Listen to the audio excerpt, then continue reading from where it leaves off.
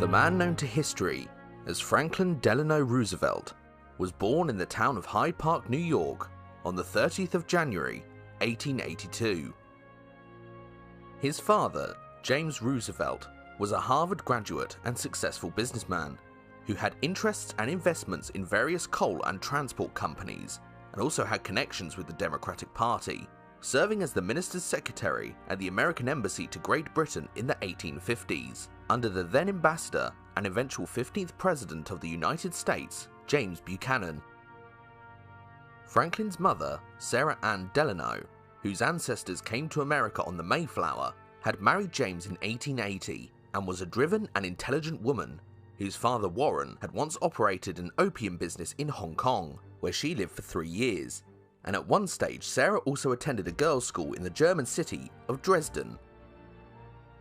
In the modern world, Sarah would have undoubtedly had a successful career of her own, but she was forced by the social constraints of the time to be a homemaker, which perhaps inevitably caused her to place much of her hopes for the future in Franklin, as he was her only child with her husband James. Franklin himself was an active child, who also proved to be intelligent and gifted at almost anything he undertook, and he soon became adept in the sporting activities of his class, such as horse riding, shooting, tennis, golf, and polo. Instead of allowing the family servants to educate Franklin, as was the convention of the time, Sarah chose to educate her son during his early years, until he was eventually sent to Groton Boarding School in Massachusetts. The headmaster of this school, Endicott Peabody, would prove to be an important guiding influence on Franklin over the coming years, teaching him the importance of Christian charity, and would later go on to officiate at Roosevelt's wedding in 1905. In 1900, Franklin's father James Roosevelt died, which was a devastating blow for him, but despite this, his prospects then improved a year later, when his cousin Theodore Roosevelt was elected President of the United States, and his commanding and energetic leadership soon made him Franklin's new role model. It was around this time that Franklin enrolled at Harvard College in Cambridge, Massachusetts, at which he failed to shine academically, and stated later that he studied economics for 4 years and everything he had been taught was incorrect. Despite him not enjoying his time at Harvard, Franklin graduated regardless in 1903 with an A.B. in history, and then, after dropping out of law school in 1908, joined the Wall Street firm of Carter, Ledyard and Milburn, working in the company's Admiralty Law Division. In 1902, Franklin began to court his distant cousin Eleanor, whom he had known since childhood, and after spending several years reaffirming their ties by means of family meetings and correspondence, Franklin successfully proposed in 1904. Eleanor herself was the youngest daughter of Theodore Roosevelt's brother Elliot, whose branch of the Roosevelt family had split from Franklin's in the 17th century, in the shape of Nicholas Roosevelt, who was Franklin's 4th great-grandfather and Eleanor's 5th great-grandfather. The couple were then married on the 17th of March 1905, despite fierce opposition from Franklin's mother Sarah, who thought her son was too young to marry, and at the ceremony, Eleanor's uncle, President Theodore Roosevelt, gave her away, as her father Elliot had died in 1894. Both Franklin and Eleanor then moved to the Roosevelt family estate at Springwood in Hyde Park, at which Eleanor had to endure the difficulty of living next door to her mother-in-law, and the couple then went on to parent 6 children together, one of whom, Franklin Jr., died in infancy in 1909. Despite giving birth to 6 children, Eleanor found married life to be difficult in many respects, and at one point stated that she found intercourse to be an ordeal that had to be endured, and this lack of natural intimacy would later result in Franklin having numerous affairs, and Eleanor herself would also go on to form close and possibly intimate friendships with a number of women. Perhaps the most notorious of Franklin's affairs was with his wife's secretary, Lucy Mercer, which began in or around 1916, that Eleanor then discovered when she found letters between the two by accident, which nearly ended their marriage, and it was only after Franklin's mother stepped in and told him that if he divorced Eleanor, she would disinherit him, that their union was spared. Despite this tumult, both Franklin and Eleanor would remain married until his death in 1945, but perhaps as a consequence of his extramarital liaisons, it remained a union based on mutual respect or duty rather than love or passion. However, regardless, Eleanor made Franklin promise that he would never see Lucy again, which was an oath that he would struggle to keep. In 1910, Franklin joined the local Democratic Party, which was eager to recruit him due to his family's name, and after being accepted and nominated, Roosevelt campaigned for a seat on New York's State Assembly, and after leading an energetic campaign, in which he travelled around the local area by car, Franklin won to the surprise of many, despite the local area being predominantly Republican, and he then assumed his new responsibilities on the 1st of January, 1911. Roosevelt then quickly gained a reputation as something of a radical within the local Democratic Party, leading a group of so-called insurgents, who were opposed to Tammany Hall, which was a political organisation in the area that controlled nominations and dictated policy, and had a reputation for corruption or looking after the interests of the rich and not the working classes or poor. Because of this, Franklin soon became a popular figure with many New York Democrats, and he then, in the 1911 Democratic nominations, caused controversy within his family, when he backed Woodrow Wilson, and not his cousin Theodore Roosevelt's campaign for the presidency of the United States. Theodore had left the Republicans after failing to secure the party's nomination to campaign during the forthcoming election, which caused divisions within the party, and he then ran as an independent candidate for a newly created and short-lived Progressive Party. Despite him failing to secure his cousin's backing, Theodore was not angered by Franklin's support of Woodrow Wilson, as he was after all a member of the Democratic Party, which he would have been forced to resign from in order to support him, and it could be said that this was, in hindsight, the correct decision, as Theodore's progressives fell into obscurity over the coming years. Franklin's decision to back Woodrow Wilson was then vindicated when he won the presidential election of 1912, becoming the first Democratic president since Grover Cleveland, who left office in 1889. This election victory was a landslide for the Democrats, who won nearly 42% of the popular vote, and Roosevelt was then rewarded for his support of Wilson by the new president appointing him to be Assistant Secretary of the Navy in 1913, under Josephus Daniels. Shortly after this appointment, Franklin resigned from his seat on New York's State Assembly in order to concentrate on his career in Washington, D.C., as he was seen by many to have a promising future ahead of him due to his intelligence, work ethic, and family name. During their time in the department, both Roosevelt and Daniels oversaw the introduction of a new merit-based system of promotion within the United States Navy, as well as extending civilian control over various aspects of naval administration, in which Franklin oversaw relations between the government and the members of the Navy's civilian workforce. This position would give Franklin a great amount of experience in dealing with labour issues, as well as industrial disputes, and also in naval administration during wartime that would both prove to be invaluable to him during the later Great Depression, as well as the Second World War, and it was this period as Assistant Secretary that forged his affiliation and love for the American Navy that would endure for the rest of his days. In 1914, war broke out in Europe, and there was a strong consensus of opinion that the United States should begin to rearm in case it was forced to join the conflict, and as a result, President Wilson then gave the go-ahead for an expansion of the Navy that was accelerated after the sinking of various civilian vessels, including the RMS Lusitania in 1915. Because of this, the United States Navy was more than doubled in size by the end of World War I, that ended after America joined the Allies against the Central Powers of Germany and Austria, which greatly hastened their ultimate surrender in the Armistice of 1918, and after the conflict, the US Navy was scaled back to peacetime numbers. In the aftermath of the First World War, President Wilson attempted to ensure lasting peace throughout the globe by establishing the League of Nations, which was first proposed and included as part of the Treaty of Versailles, that was signed on the 28th of June 1919, creating the first international convent designed primarily to maintain world peace.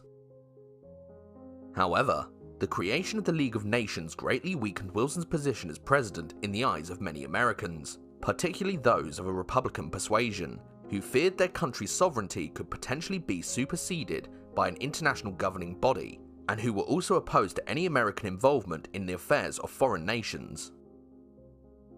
This opposition then continued to gain momentum, until finally the Republican-dominated Senate rejected the president's plans for America to join the League of Nations, and Wilson's position was then further undermined by him suffering a massive stroke on the 2nd of October 1919 that left him bedridden for weeks, and his administration, much like himself, paralysed.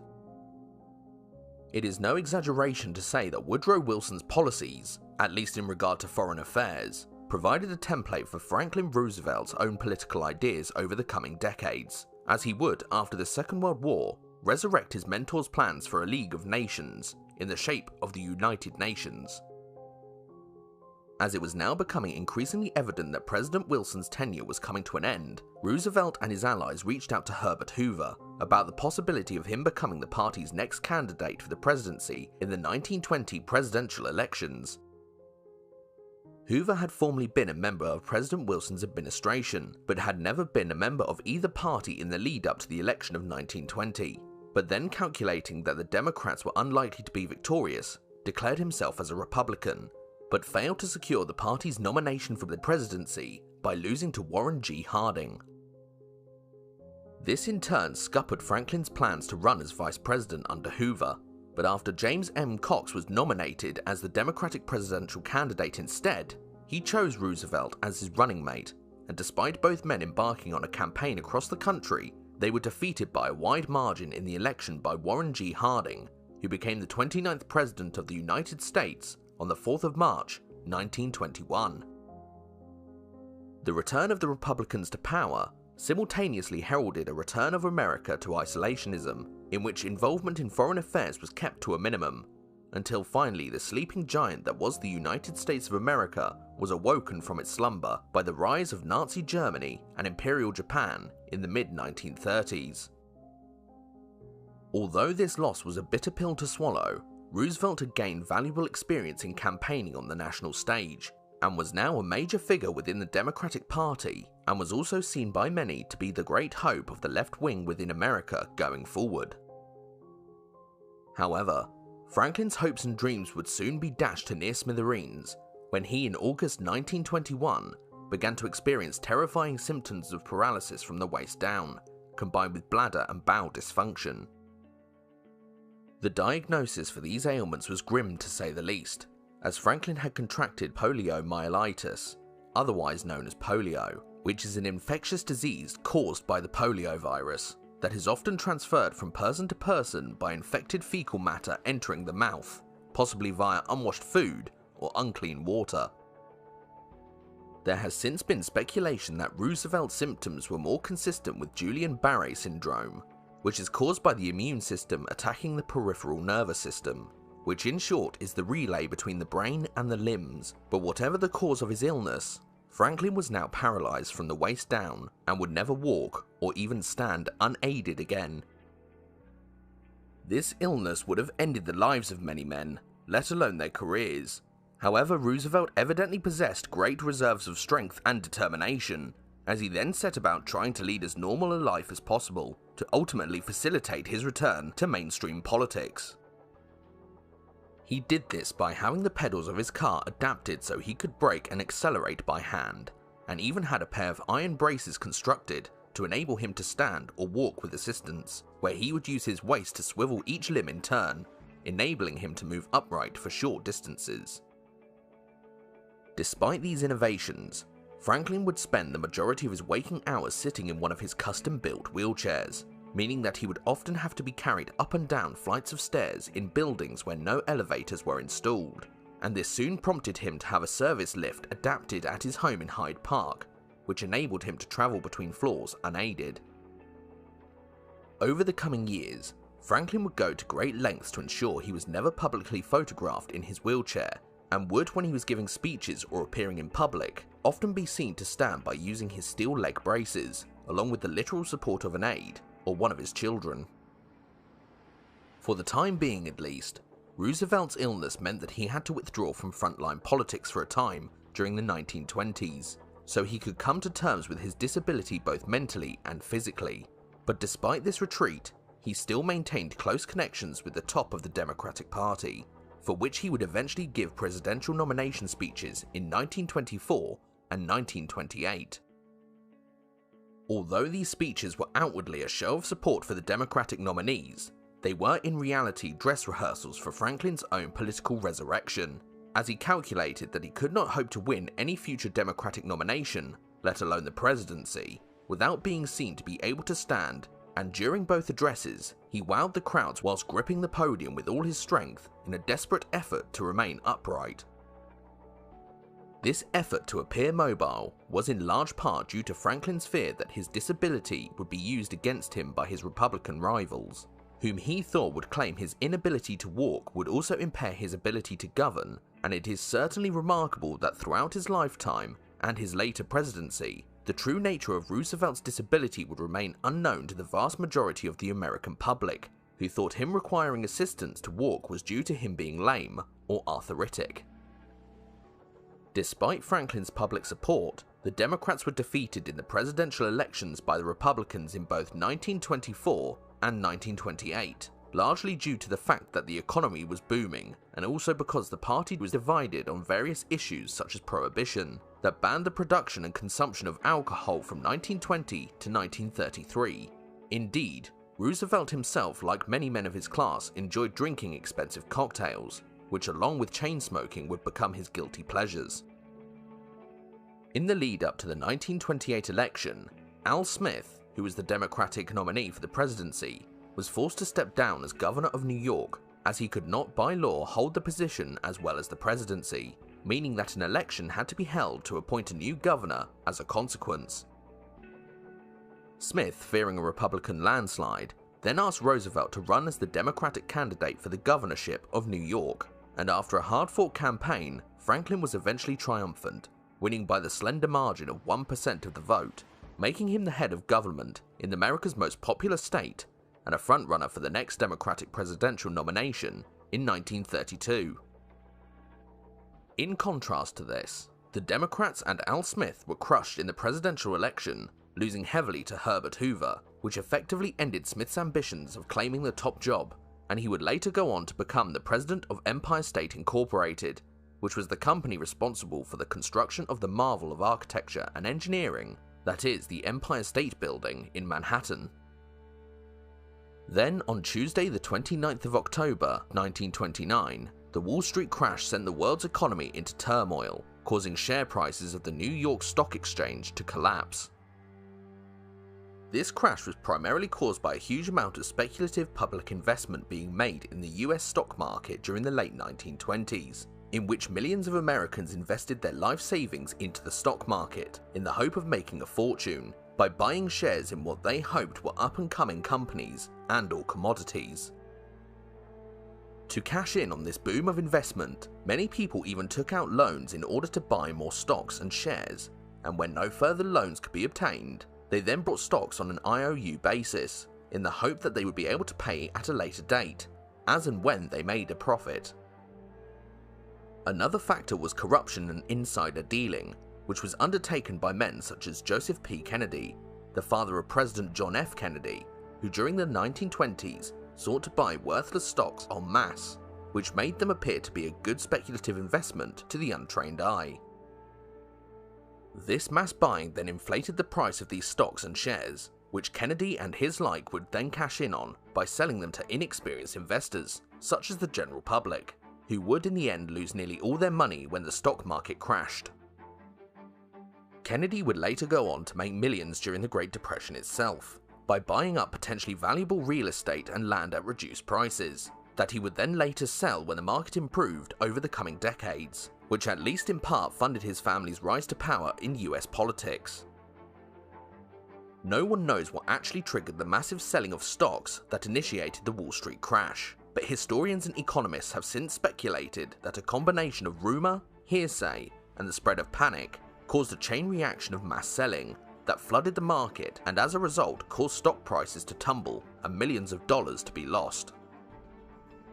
It should also be noted that the Wall Street crash was not the direct cause of the following Great Depression, but it certainly did undermine the confidence of the American public in the country's financial institutions, particularly the banks, as well as the government and Federal Reserve. Indeed, Although many of America's smaller local banks were still solvent and soundly run, the larger banks had, during the market boom of the 1920s, invested their customers, investors, and depositors' money into the US stock market, meaning that when the crash came, the banks lost millions of dollars of their customers' money that they were unable to give back due to the lack of funds. This meant that the banks were soon forced to deny cash withdrawals to the American public, which caused a panic-driven chain reaction or bank run across America and then the wider world, as millions of people rushed to withdraw their non-existent savings. This lack of cash flow inevitably crippled consumer spending, as well as lending, meaning that there were mass shortages of capital within the American economy, and as a result, businesses laid off workers in their millions, or closed altogether, and as America was the largest economy on Earth, the contagion spread across the globe, as international loans were recalled in the desperate search for money and private investment was slashed. The recall of these international loans inevitably devastated the economies of countries around the world who were still struggling to recover from the devastation of the First World War, particularly nations such as Germany, Italy, and Japan, who then saw a rise in radical nationalistic political parties who would seize power over the coming decade and plunge mankind into another world war.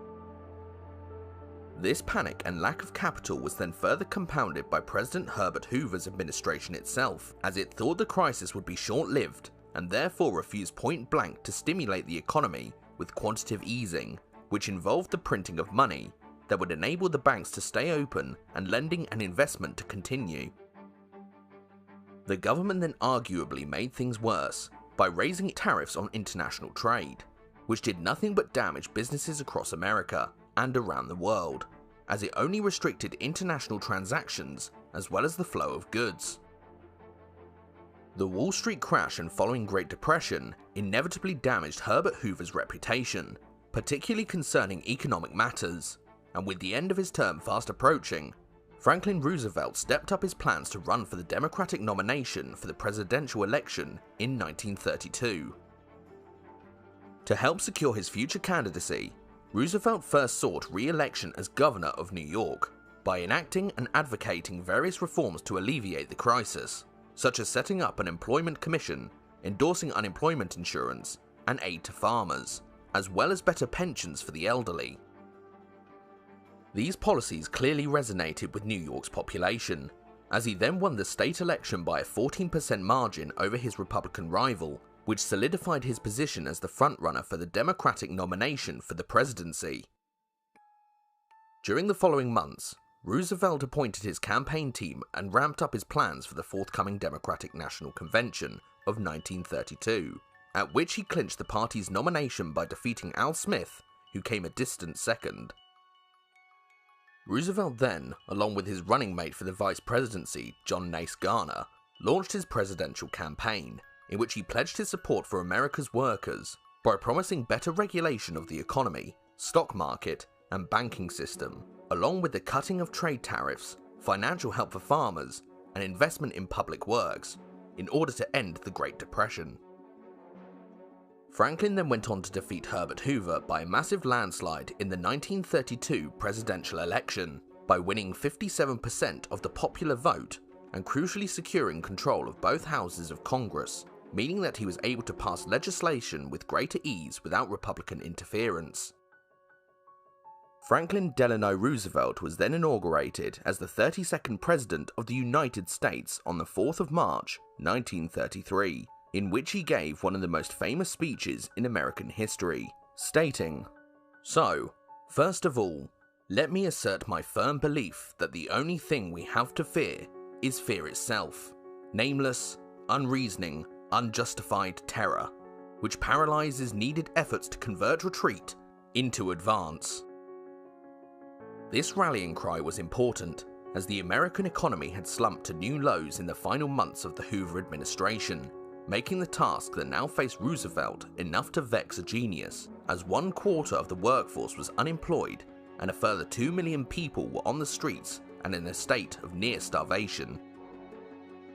On top of this, food prices had fallen by nearly 60%, meaning that many farmers were now facing ruin and tens of thousands of banks were refusing cash withdrawals, which meant the businesses could not pay their employees and families could not buy food or goods. During his tenure as state governor of New York, Roosevelt gave regular radio broadcasts direct into people's homes that he named his fireside chats, in which he would lay out his plans for governance or address issues, and after becoming president, Franklin then continued these broadcasts on a national scale, informing the population of what he planned to do to address the economic turmoil. Almost immediately upon assuming his role as president, Roosevelt sought to address the paralysis that was gripping the banking system when he, on the 9th of March 1933, passed the Emergency Banking Act that gave him power to control bank opening times and also enabled him to order the Federal Reserve to issue currency so that cash withdrawals could recommence. This action then had the desired effect, as 6 days later, on the 15th of March, the banks reopened, causing share prices to rise by 15% as a consequence, as public deposits and withdrawals resumed, which effectively ended the bank run. After this, Roosevelt then initiated his program of relief, recovery, and reform as part of his strategy for ending the Great Depression, which is known today as the New Deal. He started by setting up the Federal Emergency Relief Administration in May of 1933, that was established to provide assistance to state governments by means of loans as well as grants, so that they could relieve unemployment through public work programs. The president then later that year signed a repeal that brought an end to prohibition, largely in an effort to help stimulate the economy and increase tax revenue, along with the people's morale, and shortly after signing the repeal, Franklin stated that he thought this would be a good time for a beer. These reforms were also augmented by the setting up of the Public Works Administration that would come to spend nearly $7 billion over the next decade, which is a massive figure in today's money, by initiating infrastructure projects throughout the country from roads to railways to dams and schools. This glut of state investment was then further increased by the establishment of further agencies, including the Civilian Conservation Corporation, that got 250,000 young men back into work on more local, rural projects, as well as the Reconstruction Finance Corporation, which helped industry with funding for railroads along with large infrastructure projects. On top of this, the Federal Trade Commission helped farmers and homeowners with mortgage relief, and the Agricultural Adjustment Act aimed to raise commodity prices by paying farmers to reduce their food production by leaving fields bare and cutting back on livestock. To ensure workers were better paid and fairly treated going forward, the president then brought in the National Industrial Recovery Act of 1933 that was enacted to regulate industry and ensure fair wages for workers, and also restricted production to keep prices at an even level. As well as all this, Roosevelt sought to cut federal spending by slashing military expenditure by over $700 million, by restricting servicemen's pensions, but after a campaign was instigated by veterans' lobby groups, Congress overruled him and paid out the pension benefits in cash regardless, which in the end gave the economy a further boost through consumer spending. Then, from 1935 to 1936, the Roosevelt administration enacted the second part of its plans for relief and reform that is known today as the Second New Deal, which by and large consisted of further public investment, but more importantly focused on economic reform across various sectors. These included the 1935 Social Security Act that ensured the federal government was from then on bound by law to give aid to the elderly, the unemployed, and the disabled, as well as children in need, which was augmented with a kind of base state healthcare provision to ensure the poor had a certain degree of medical care. There then came the Works Progress Administration, which was the largest public works program to date, that funded the building of parks, schools, bridges, and roads in nearly every community across the country, and between 1935 and 1943, the WPA employed nearly 9 million people, whose wages would then buy food and consumer goods, that in turn pumped money back into the economy, producing the knock-on effect of generating new jobs. Next came the National Labor Relations Act that prevented the exploitation of workers by giving them fair working conditions, as well as pay, and also ensured that the industrial disputes and strikes did not occur through civil discourse between employers and employee unions. Although Roosevelt's New Deal did produce its desired effect in getting millions of Americans back into work, it was met with fierce resistance within certain quarters of the private sector, as well as the Republican establishment, who were opposed to any kind of state intervention in the economy, and there is still a fierce debate today as to whether the centralized power of the Roosevelt administration was in keeping with America's capitalist principles, and some even claim that his program of reforms and relief was socialist in its outlook. One of the most ardent critics of Roosevelt's policies during this period was his old political ally, Al Smith, who as a conservative Democrat was opposed to the president's interference in private industry, and during the lead up to the 1936 presidential election, Smith tried to portray Roosevelt as a communist in all but name, and even compared him to Karl Marx and Vladimir Lenin.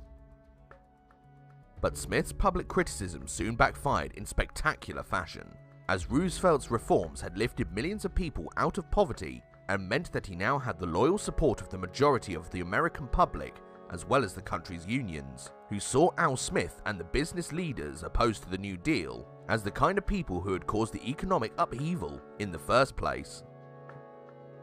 Seeking to capitalize on his overwhelming approval ratings, Roosevelt then sought re-election as president in 1936 and won an unprecedented victory by securing all but 2 states, which was the largest margin of victory since the uncontested presidential election of 1820. Roosevelt's second term was largely dominated by him struggling to overcome the resistance of the US Supreme Court that had blocked or halted several of his New Deal reforms, and he then sought to end its opposition by proposing a bill to replace aging Supreme Court justices with his own supporters, which was subsequently blocked by a cross-party coalition who feared that Roosevelt's bill would make both he and his successors too powerful. Indeed, one of the criticisms that could be leveled at Franklin Roosevelt is that he was too controlling of his administration, as he was notoriously devious and conniving in his dealings, and famously once said that he never let his right hand know what his left hand was doing. This control and secrecy even extended to his last vice president, Harry Truman, who was kept in the dark about many of Roosevelt's plans during World War II, including the United States nuclear weapons program. However, one of the few people Franklin was unable to control in his life was his wife Eleanor, who consistently lobbied him throughout his presidency on matters that were close to her heart, such as help for the poor, as well as civil and women's rights, that she promoted during public appearances and radio broadcasts, and even held nearly 350 press conferences during her husband's tenure. Eleanor would also spend much of her time traveling the country, after which she would report back to her husband on the progress of his New Deal, and it is fair to say that her activism certainly aided her husband, who after all could not travel easily, as she would, after returning from her visits, brief the president at length on the situation across the country and what action she felt were required. This inevitably caused a great deal of friction between Franklin and Eleanor during his presidency, although on the whole they came to form a formidable political partnership that earned them both the respect and admiration of millions of Americans. By the late 1930s, there were growing concerns at the rise of Adolf Hitler's Germany in Europe, which was seeking to expand its borders by annexing neighbouring countries such as Austria and Czechoslovakia, that along with the aggressive expansion of the Japanese Empire in Manchuria, modern-day China, was starting to threaten world peace. The United States foreign policy had since the end of the First World War been isolationist in its outlook, because many people within the country did not want to interfere in any costly European wars, which was further complicated by large portions of the US population being descendants of European immigrants from countries like Germany and Italy. Roosevelt, who was a believer in Woodrow Wilson's outward-looking policies, was not an isolationist himself, but as his hands were largely tied by Congress and public opinion, he was prevented from interfering in the Spanish Civil War and the Japanese invasion of Manchuria in the late 1930s. This outlook then began to change, however, when Hitler broke his Munich Agreement with Britain and France that had allowed Germany to occupy the Sudetenland of Czechoslovakia in 1938 by invading the rest of the country the following year on the 15th of March 1939. This prompted Roosevelt to begin preparations for a possible war with the Axis powers over the coming months, as he recognised that America could no longer afford to maintain its isolationist stance, particularly as Japan was evidently bent on expansion of its own in the South Pacific, which could in time potentially threaten the United States colonies in the region, such as the Philippines. Then when Hitler invaded Poland on the 1st of September 1939, Britain and France declared war on Germany, which prompted Roosevelt to align himself with the Western Allies. And then when France itself fell to Germany in the summer of 1940, isolationism in the United States went into a steep decline, which garnered enough support to allow the president to sanction a massive increase in military spending, along with the country's first peacetime draft that would swell the ranks of the US Army to nearly 1.5 million men by 1941. Roosevelt also proved to be pragmatic in his choice of military advisors at this time, as he appointed Republican interventionists such as Henry Stimson and Frank Knox as his Secretaries of War and the Navy respectively, both of whom were in favour of his support of Britain after the fall of France, and as both men were not Democrats, their promotions helped win over many Republicans to the president's side. The president then increased his support of Britain and its new Prime Minister Winston Churchill, with whom he had been in regular correspondence with since the 1930s, by giving the Royal Navy 50 World War I destroyers in return for access to naval bases across the Caribbean, which proved to be invaluable in strengthening ties between the two nations, as well as the United Kingdom's naval defences.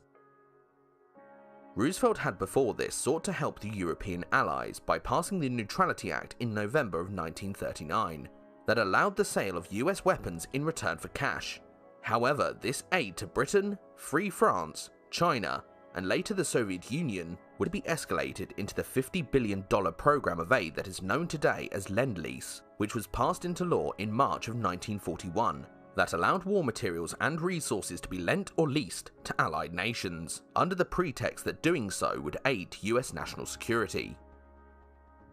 Although it was traditional for US presidents to only serve 2 tenures in office, as the 2-term period was not yet enshrined within the US Constitution, because the United States was clearly entering into another period of crisis, Roosevelt then decided to campaign for re-election, that resulted in him winning an unprecedented 3rd term on November 5th, 1940, in which he won nearly 55% of the popular vote and 38 of the then 48 states.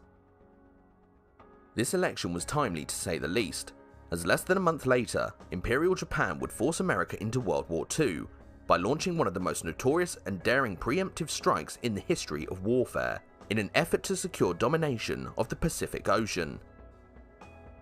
Although the head of the Japanese state was its Emperor Hirohito, the country's government had, since the devastation of the Great Depression, much like Germany, come under the control of militaristic nationalists who advocated the rejection of democracy, along with Western liberal culture, and sought to end Japan's dependence on foreign imports of raw materials by means of the creation of an Asian Pacific empire. The first stage of this expansion took place in 1931, with Japan's invasion of Manchuria, which was then followed 6 years later by its annexation of China in 1937. That prompted the United States and Roosevelt to halt all exports of material from America that could aid the Japanese war effort, which included nearly 95% of Japan's oil supply. This essentially forced the Japanese to choose between halting their expansion or escalating it, the former of which was not an option. Therefore, plans were put into place for further invasions and attacks on territories and islands across South Asia, as well as the Western Pacific, including British imperial outposts, along with US colonies in the Philippines. The Japanese now saw the nullification and subjugation of both Britain's Eastern Empire and America's Pacific colonies and naval bases as key to securing their supremacy over the region, and it was also decided that the United States Pacific Fleet based in Hawaii would have to be destroyed in order to ensure Navy supremacy in the Far East, and plans were then drawn up in the late 1930s to bring this about. The likelihood of war was then increased by the appointment of Hideki Tojo as Prime Minister of Japan on the 17th of October 1941, who had long advocated a preemptive strike against the United States, and over the following months preparations were finalized with the Emperor's approval by the Commander-in-Chief of the Japanese Navy, Isoroku Yamamoto, for a massive naval task force to attack the US naval base at Pearl Harbor. along with simultaneous invasions of British and American colonies and overseas stations in the Western Pacific. In the meantime, negotiations were attempted with the aim of preventing hostilities, but when the Americans demanded a full Japanese withdrawal from China in return for the re-establishment of trade, the decision was taken by the Japanese to initiate war with the United States. On the 26th of November 1941, a massive task force set sail from the Japanese home islands under the command of Admiral Chuichi Nagumo and headed east across the northern Pacific, before turning south towards the Hawaiian archipelago. This fleet consisted of 6 aircraft carriers: the Akagi, Kaga, Soryu, Hiryu, Shukaku, and Zukaku, which carried over 400 aircraft and were escorted by 2 battleships, 3 cruisers, 9 destroyers, and 23 submarines. The Japanese then continued to approach Hawaii, and finally attacked the islands on the morning of the 7th of December 1941, resulting in over a dozen US ships being sunk or badly damaged, including 8 battleships and over 2,000 servicemen and civilians being killed or injured. However, the prime targets of the Japanese, the aircraft carriers USS Enterprise, Lexington, and Saratoga, were out of port at the time of the attack, which was of vital importance, as these carriers would later form the nucleus of the United States Pacific Fleet that would come to decimate the Japanese Navy over the coming months and years. One day after the attack on Pearl Harbor, President Roosevelt declared war on Imperial Japan, and the same day delivered a speech to a joint session of the US Congress stating that, "Yesterday, December 7th, 1941, a date that will live in infamy, the United States of America was suddenly and deliberately attacked by naval and air forces of the Empire of Japan." 3 days later, on the 11th of December 1941, Germany and Italy joined with their Japanese allies and declared war on the United States. That in effect sealed their doom, as the world's richest and most powerful industrial nation had now joined the conflict, with whom the Axis powers could not hope to compete. This overwhelming might did not take long to manifest itself, as little more than 6 months after Pearl Harbor, in June of 1942, the United States Navy, along with the aircraft carrier USS Enterprise, engaged and defeated the Japanese Navy at the Battle of Midway in the South Pacific, in which all 4 of the Japanese aircraft carriers were sunk, meaning that the country's offensive capability in the Pacific theater was effectively ended in one fell swoop. The Japanese were from this point onwards forced onto the defensive across the Pacific, and the Americans then started their operations against the European Axis powers, when they landed in North Africa in late 1942, culminating in over 300,000 Axis troops surrendering in Tunisia 6 months later, which came only a few months after Hitler had lost a further 500,000 troops in the Battle of Stalingrad on the Eastern Front. The main reason for these Allied victories were not simply their advantages in sheer manpower, but also lay in the colossal industrial capability the United States possessed, as between 1941 and the end of the war in 1945, the Americans produced nearly 2.5 million trucks, 90,000 tanks, and in 1944 alone produced more aircraft than Britain, Germany, Japan, and the Soviet Union combined.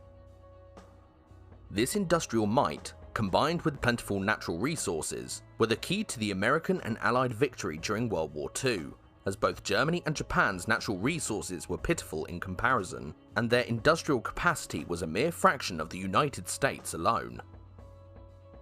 Although Roosevelt decided that the war against Hitler's Germany was to be given priority over Japan, the Americans were still able, after the Battle of Midway, to steadily retake all of the Japanese conquests in the South Pacific in a succession of hard-fought amphibious assaults over the coming years, until by 1945, Japan was cut off, surrounded, and starving.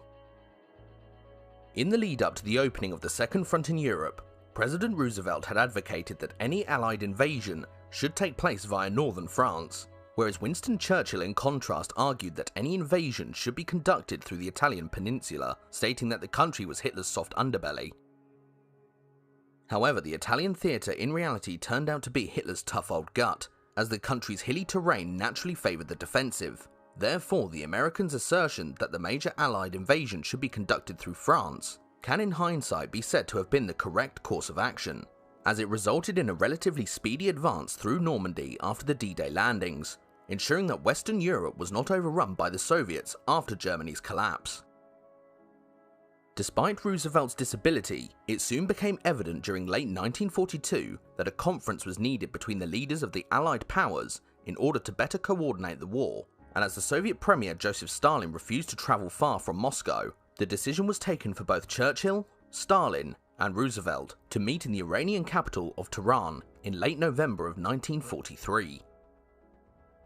This involved Roosevelt having to travel over 7,000 miles from America to the Middle East, which took a massive toll on his health, and at the conference he sought to appease the Soviet Premier by distancing himself from Winston Churchill over the future of Eastern Europe, as he did not want Stalin to think that the Americans and the British were acting as a unified force.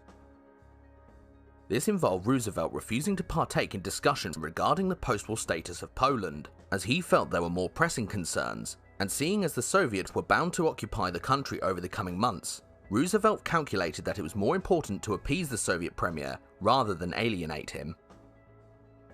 This cordial approach towards the Soviet Premier is illustrated by Roosevelt's response to Stalin's demand that 50,000 German officers should be shot after the war, to which the President jokingly replied that maybe 49,000 would be enough. That was met with outrage and disbelief from the British Prime Minister. In the end, Churchill's approach towards Stalin would prove to be correct, as Eastern Europe was subjected to nearly half a century of Soviet occupation after World War II. Therefore, it would perhaps be argued that Roosevelt's cordial attitude towards the Soviet Union was misguided. However, the Tehran Conference and the 14,000-mile round trip that it entailed had a devastating effect on Roosevelt's health, as he had been under massive stress for over a decade by this time, which was in no doubt down to the fact that during his presidency, America had been in an almost constant state of crisis. A chain smoker, Roosevelt had enjoyed a daily diet of fine food and cocktails for many years, but as he was unable to undertake regular exercise, it soon became apparent that his lifestyle and workload was taking its toll, which would later be further exacerbated by him embarking on an even longer journey to meet with Stalin and Churchill in the Crimean city of Yalta in February of 1945. As a result of his visible deterioration, Roosevelt then underwent tests at Bethesda Hospital, Maryland in March of 1944, and was found to the great alarm of his attending doctor to have incredibly high blood pressure that at one point hit 240 over 130, and was also found to be suffering from coronary artery disease and heart failure, effectively meaning his time was short. To avert imminent disaster, Roosevelt undertook a period of rest and recuperation over the coming months, in which he cut down his smoking to a dozen cigarettes a day, as well as a single cocktail in the evenings after meals, and during this period spent some weeks fishing with friends, and after returning to the White House, only worked for 4 hours per day. Another source of comfort for Franklin during this time was the rekindling of his relationship with his former flame, Lucy Mercer, who had married after the breakup of her affair with Franklin nearly 20 years before, but was now widowed, and their reunion was instigated by Roosevelt's daughter Anna, who organised for them to see one another again behind her mother's back. This was perhaps because Eleanor and Franklin were not close as husband and wife by this stage, as they acted more like close friends or political allies rather than a couple. Therefore, Anna sought to alleviate her father's stress, as well as his loneliness, by helping him to see Lucy once again. However, later after his death, Eleanor discovered that Franklin had been seeing Lucy with her daughter's help, resulting in them not speaking to one another for some time. It was evident by late 1944 that the Americans were going to be victorious on all fronts in World War II, and despite being advised not to by those close to him due to his ill health, Roosevelt decided to campaign for a 4th term as president in November of 1944, from which he emerged victorious once again, by claiming over 53% of the popular vote and winning 36 of the 48 states, making him by far the longest-serving president in American history. In early 1939, top scientists such as Albert Einstein had written to Roosevelt warning him of Germany's possible nuclear weapons program, and shortly afterwards, the United States initiated the Manhattan Project with the help of many German Jewish scientists that had fled the country during the 1930s. This program eventually bore fruit on the 16th of July, 1945, when the first nuclear weapon, codenamed Trinity, was successfully detonated in New Mexico, and 3 weeks later the United States dropped 2 further atom bombs on the Japanese cities of Hiroshima and Nagasaki on the 6th and 9th of August, 1945, prompting Emperor Hirohito to announce his country's surrender on the 15th of August. This weapon more than anything made the United States the world's most powerful country after 1945. And until the Soviets developed their own nuclear weapons in 1949, the country was practically invulnerable as a nation, as it now had, along with the atom bomb, the largest navy, air force, and economy the world had ever seen.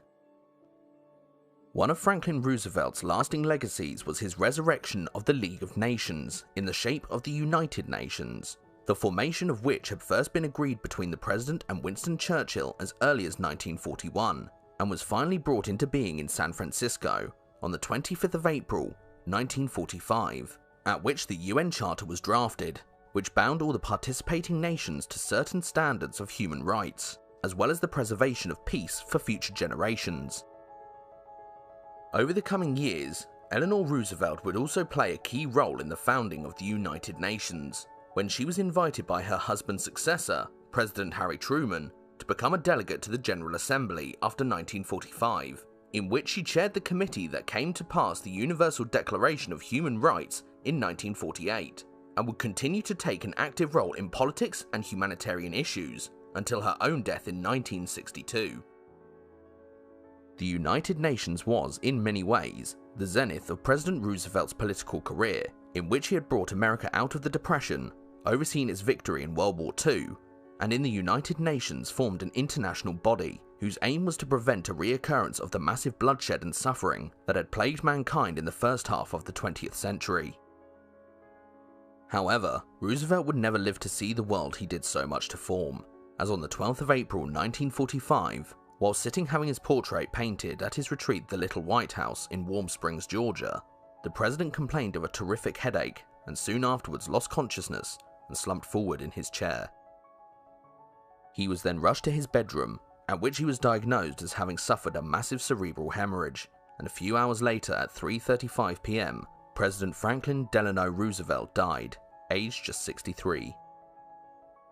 It is no exaggeration to say that many Americans were left in despair at the president's passing, as to millions of people he was a savior that had not only delivered the country from the greatest recession of the 20th century, but had also crushed Imperial Japan, as well as Nazi Germany in the largest and most destructive war the world had yet seen.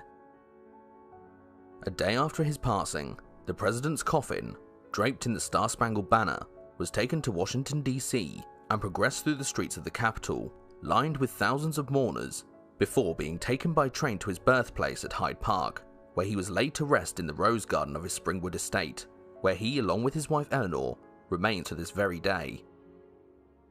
Franklin Delano Roosevelt is today considered by many American historians to be one of, if not the greatest president in the history of the United States of America. Although he certainly enjoyed a privileged upbringing in his early years of life, there is no doubt that he possessed immense reserves of strength and bravery to overcome the paralyzing disease that is polio, and for him to then go on to become president, let alone one of the greatest presidents in US history, is nothing short of extraordinary, and stands as a testament to his strength of character, as well as his intelligence and ability.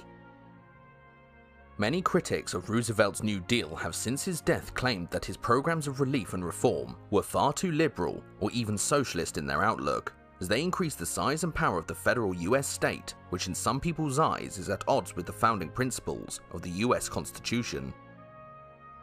His defenders would argue, however, that his reforms were simply necessary measures in a time of crisis that lifted millions out of unemployment as well as abject poverty, and set the United States firmly on a course for a period of prosperity and wealth that was hitherto unparalleled in human history. What virtually all people can agree on, however, is that Franklin Roosevelt successfully guided America through the greatest war in human history, from which it emerged as the world's most powerful country. Therefore, it is difficult to argue against the assertion that America was stronger as a nation both internally and externally after his presidency than it was before it. What is also certain is that Franklin Delano Roosevelt is one of the most important figures in the entire 20th century, as his presidency shaped the geopolitical landscape of the entire world for decades after his death, and in many ways his life and career form the world we all of us live in today. What do you think of Franklin Roosevelt? Was his New Deal a socialist program that increased the power of the American state, or was he a hero who, despite not being able to stand himself, lifted the American people from their knees and set the United States on a course to greatness? Let us know in the comments section, and until next time, thank you very much for watching.